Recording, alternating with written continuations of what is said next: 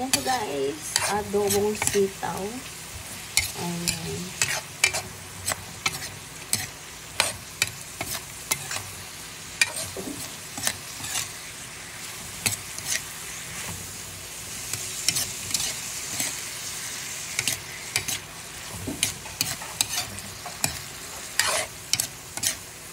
Ayan, okay lang guys.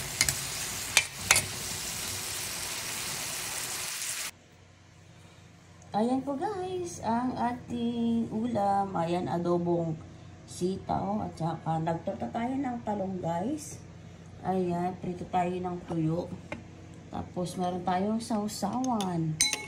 Ayan ang ating sausawan guys. Ayan, bawang sili, tsaka yung sibuyas guys.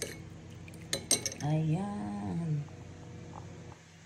Ayan po guys, ang ating ulam for today. Ayan, tara guys, kain na po tayo. Ayan, thank you guys for watching.